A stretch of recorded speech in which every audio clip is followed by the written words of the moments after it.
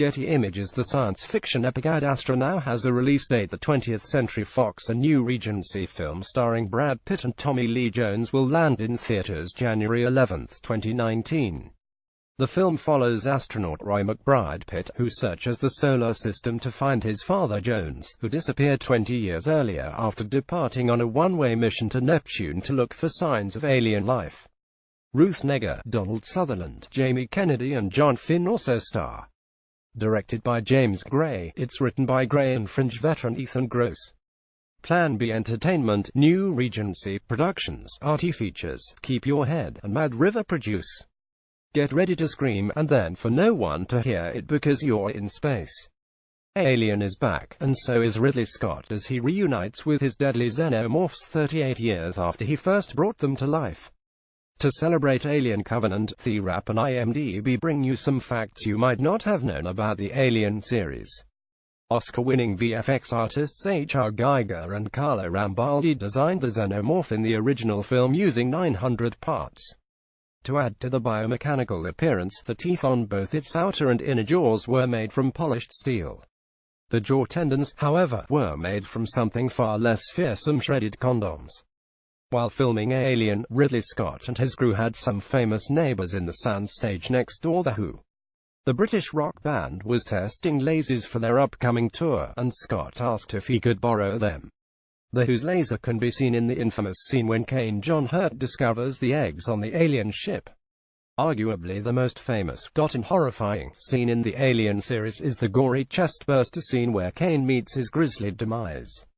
To get real horror, Scott didn't tell anyone in the cast except Hurt about the details of the scene. The reaction to seeing the alien burst out of Hurt's chest was genuine shock, while Scott used the scent of formaldehyde to make the scene even more uncomfortable for the actors. Actual animal organs and shellfish were brought in from the butchers to create the innards for the facehugger. This included oysters, clams and sheep kidneys. When screenwriter Dan O'Bannon was asked why the Nostromo crew couldn't just shoot the aliens with a gun, he was at a loss to find a good reason why. Conceptual designer Ron Cobb solved this by coming up with the idea that the creature's blood is actually an acid that could burn through the Nostromo's hull. Several famous scenes in James Cameron's hit sequel Aliens were improvised by the actors, particularly two involving Bill Paxton. The late actor's famous wail of "Game Over, Man" was made up on the spot, and in the knife trick scene, Paxton was not told that his hand would be forcibly added to the trick. When Tim Burton and the crew for 1989's Batman entered a soundstage to film the scene where Batman fights gangsters in the Axis chemicals plant, they found the stage still set up for the alien nest scene from Aliens. Cameron and his crew had left the nest intact after they finished filming. In the 80s, Disney secured the rights to design a ride at Disney World based on Alien, but scrapped it because it would go against the family-friendly policy to make a ride based on an R-rated film. Instead, Alien was included in Disney's Great Movie Ride, while the original plans for the Alien ride became the basis for a horror attraction called Extraterrestrial Alien Encounter. That ride was later rethemed to be based on Lilo Stitch after parents complained about the ride being too scary for kids. Alien 3 was originally supposed to be directed by Scott and feature a plot that explored the xenomorph's origins. The producers deemed such a plot too expensive, so Scott left the sequel and was replaced by newcomer David Fincher. 20 years later, Scott had the chance to explore the origin story with Prometheus and is now continuing that story with Alien Covenant. Michael Biehn said he was hurt that his character, Corporal Hicks, was going to be killed off in Alien 3 after surviving Aliens with Ripley.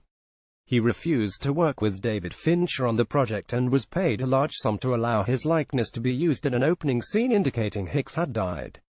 In an interview with Ain't Cool News describing the dispute, he said he later regretted his decision because of the career Fincher went on to have.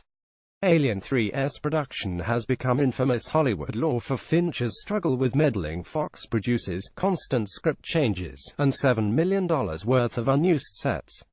Fincher walked off after filming Wrapped, and the film was savaged by critics and Alien fans. Fox attempted to make amends by asking Fincher to make a director's cut in 2003, but he disowned the film.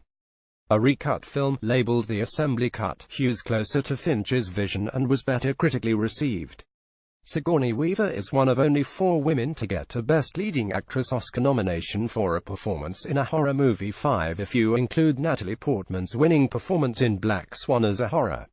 Along with Weaver in Aliens, the others are Bette Davis, Whatever Happened to Baby Jane, Ellen Burstyn, The Exorcist, and Jodie Foster, Silence of the Lambs. Get ready to scream, and then for no one to hear it because you're in space. Alien is back, and so is Ridley Scott as he reunites with his deadly xenomorphs 38 years after he first brought them to life. To celebrate Alien Covenant, The Wrap and IMDb bring you some facts you might not have known about the Alien series.